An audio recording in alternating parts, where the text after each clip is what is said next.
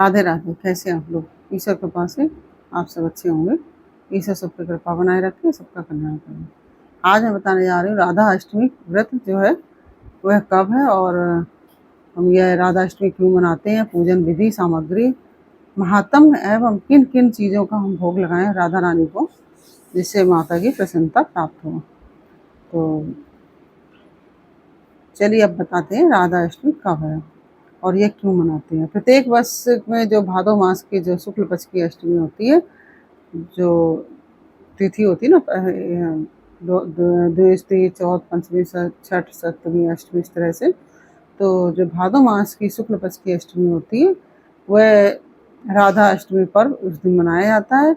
और धार्मिक मान्यता है कि इस तिथि पर जो भादो मास के शुक्ल पक्ष की जो अष्टमी को राधा रानी का अवतरण हुआ था, और इसलिए इस दिन को राधा अवतरण के दिवस के रूप में या राधा अष्टमी के रूप में मनाया जाता है। जैसे कृष्ण जन्माष्टमी का जो कृष्ण पक्ष की जो अष्टमी थी भादो मास की, तो उसमें भगवान श्री कृष्ण अवतरित हुए थे, और जो शुक्ल पक्ष की अष्टमी है उसमें राधा रानी अवतरित हुई थी। तो ये जैसे वो कृष्ण जन्माष्टमी के नाम से मनाते हैं, ऐसे ही ये राधा अष्टमी के नाम से माता राधा माता का अवतरण दिवस मनाया जाता है। इस शुभ अवसर पर राधा रानी और भगवान श्री कृष्ण की विशेष उपासना की जाती है, और इसमें राधा रानी के साथ साथ कृष्ण की भी उपासना करनी चाहिए। और राधा अष्टमी जो है वह व्रत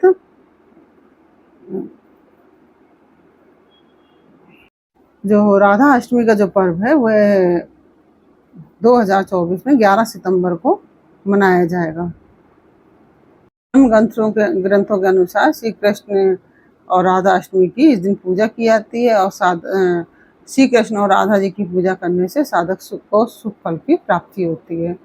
और ऐसी भी मान्यता है कि इस व्रत को करने से सुदामा के समान वैकुंठ लोक में स्थान प्राप्त होता है। जैसे सुदामा जी को वैकुंठ की प्राप्ति हुई थी, ऐसी राधा अष्टमी जो लोग व्रत रखते हैं उनको भी वैकुंठ की प्राप्ति होती है।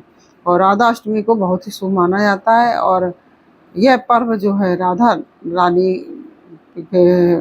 रानी को समर्पित है। जैसे कि जन्माष्टमी का पर्व भगवान श्री कृष्ण को समर्पित है, ऐसी राधा अष्टमी का पर्व राधा रानी को समर्पित है।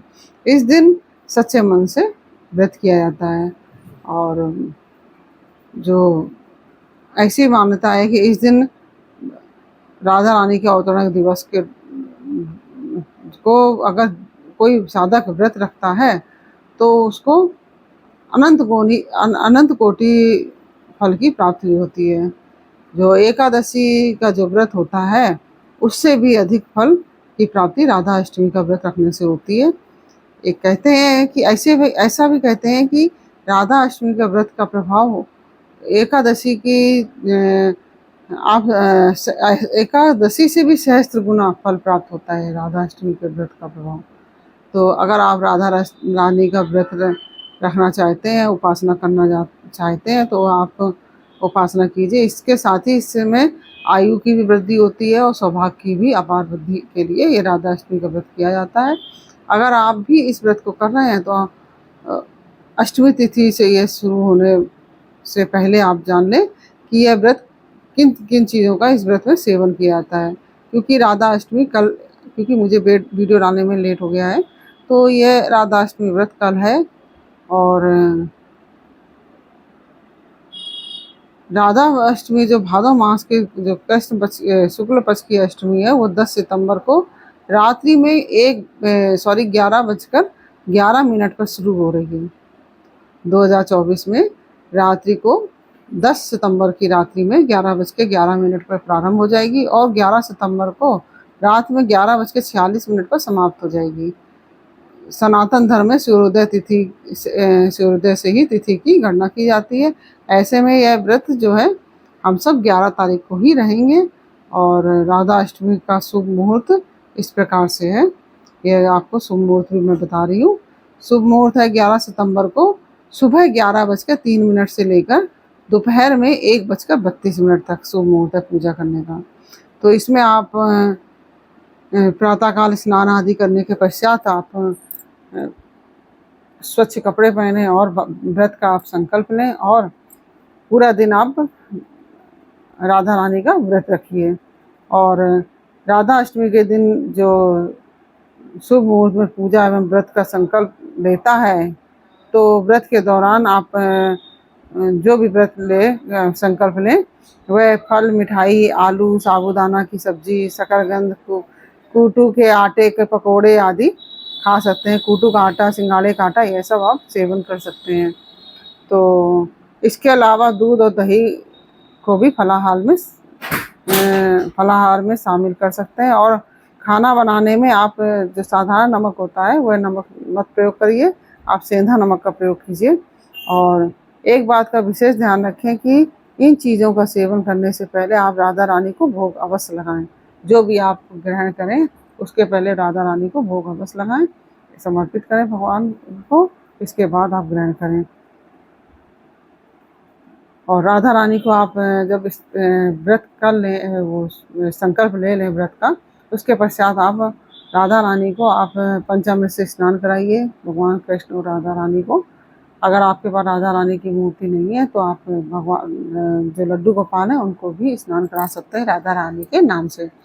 तो आप उनको स्नान कराएं पंचामृत से, और उनको कुमकुम है, सिंदूर है, पुष्प है और फल फूल, अक्षत आदि समर्पित करें उनको।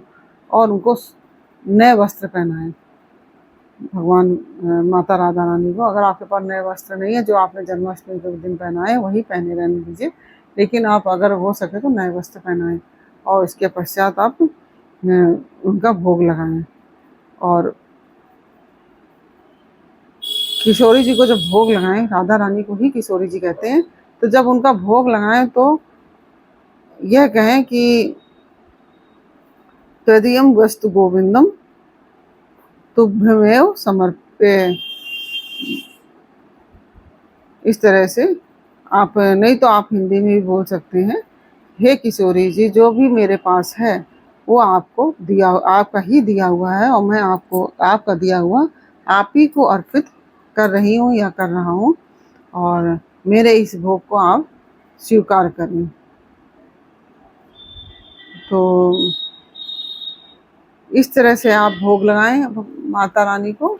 और पूजन की सामग्री भी मैंने बता दी, पूजन की विधि भी बता दी, कैसे पूजन करना है, क्यों मनाया जाता है, और राधा अष्टमी व्रत कब है, ये भी मैंने आपको बताई।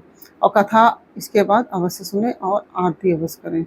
तो कथा मैंने आपको वीडियो डाल दिया है, उसमें आप कथा सुन लीजिए। और इसके पश्चात अब हम बात करेंगे कि राधा रानी को किन चीज़ों का भोग लगाएं। राधा रानी को हम किन चीज़ों का भोग लगाएं, यह भी मैं आपको बताने जा रही हूँ। आइए जानते हैं किन चीज़ों का भोग लगाएं। एक तो राधा रानी को जो है अरबी की सब्जी बहुत प्रिय है।